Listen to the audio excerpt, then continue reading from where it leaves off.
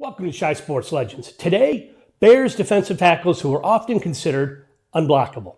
Let's get to it. William Perry wasn't just big. He was impossibly big. But what stunned opponents wasn't the size. It was everything he could do because of it. At over 300 pounds, Perry moved like a player half his weight. He could dunk. He could explode off the snap. He could chase down ball carriers. And once he had downhill momentum, the field felt tilted in his direction. When the Bears unleashed the fridge in 1985, the league wasn't ready. On defense, he became a wrecking ball in the middle of Buddy Ryan's chaos machine. On offense, Mike Ditka turned him into a folk hero, handing the ball to a mountain and daring defenses to stop it. They couldn't, and the legend only grew when Perry scored a touchdown in Super Bowl 20, cementing himself as one of the era's most unforgettable players. But behind the charisma and the media attention was a legitimately disruptive defensive tackle. Perry could collapse pockets, swallow running lanes, and create havoc that allowed linebackers to do what Chicago linebackers do best, take over games. He wasn't a novelty. He was a problem. Perry finished his career in Chicago with 28.5 sacks, more than 500 tackles, 13 forced fumbles, and was a Super Bowl 20 champion. For 13 straight seasons, Jim Osborne was the kind of defensive tackle who quietly ruined offensive game plans. When Osborne lined up, he wasn't just filling space, he was solving the offense like a puzzle.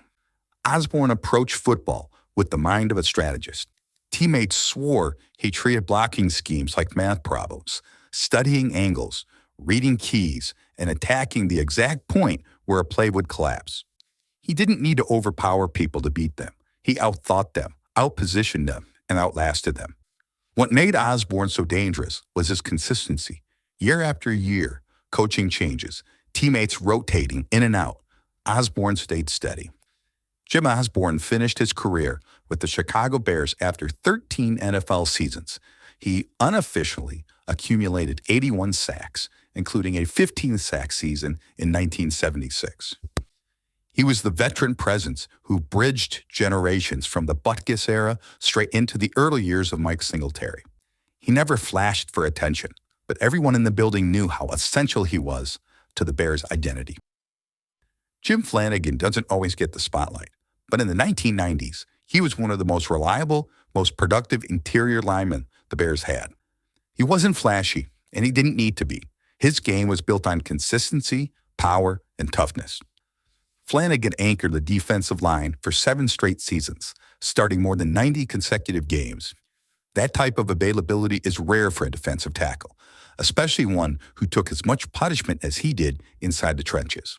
And when it came to production, Flanigan wasn't just steady, he was dangerous. In 1995, he exploded for 11 sacks, an elite number for an interior defender in any era. Off the field, Flanigan's impact was just as powerful. He finished his Bears career with 40.5 sacks and 286 tackles, placing him among the franchise best. For 5 straight years, he ranked first or second on the team in sacks, almost unheard of for a defensive tackle in the modern game. In 2000, he was honored with the Walter Payton NFL Man of the Year award, recognizing not just his play, but his leadership and service to the community. If you watched the Bears in the late 2010s, you didn't need an advanced stat sheet to know that Akiem Hicks was the engine of the defense. When he was on the field, the Bears were feared. When he was off it, something felt missing. Hicks brought a rare blend of raw power, surprising agility, and a level of controlled violence that made him nearly impossible to block one-on-one. Guards routinely found themselves walking backward into their own quarterback as Hicks bull rushed through them with a fury few players in the league can match. But numbers only tell part of the story. Hicks was a tone setter, a heartbeat. He played with emotion, leadership, and a blue-collar toughness that instantly connected him with Chicago fans. He was the definition of a modern-day monster of the Midway. During his 6 seasons in Chicago, Hicks recorded 31 sacks, 106 tackles, 15 tackles for loss, and 7 forced fumbles. And many of those came in the biggest moments of the game. His play in 2018, in particular, earned him a Pro Bowl selection and second-team All-Pro honors, and helped anchor a defense that finished among the league's absolute best. At his peak, Tommie Harris wasn't just one of the best defensive tackles in football, he was the best. From 2005 to 2007, very few interior linemen in the league even belong in the same conversation. Harris was built for the modern game. Explosive first step, lightning-quick hands, elite upper body strength, and an ability to shoot gaps before offensive linemen could even get out of their stance. In the Bears' Tampa 2 system under Lovie Smith, Harris was the perfect three technique. His job was simple: disrupt the play before it even started. During the Bears' run to the Super Bowl, Harris was one of the most important players on the roster. Offenses had to account for him on every snap. And even when he wasn't getting sacks, he was blowing up run plays, collapsing pockets, and forcing quarterbacks into bad decisions. Harris racked up 31.5 sacks, 231 tackles, 56 tackles for loss, and multiple forced turnovers, earning 3 consecutive Pro Bowl selections and a second-team All-Pro nod in 2005. Ellen Page is best known as the heart of the Minnesota Vikings Purple People Eaters, but his time in Chicago was far from a retirement tour. When Page arrived in 1978, he was already a league MVP, the first defensive player ever to earn that honor, and still playing at an elite level. Page approached the game like few others. He didn't see himself as a passive defender. He hunted the ball, attacked plays, and forced offenses to adjust. His intellect, both on and off the field, made him one of the most unique athletes the league has ever seen.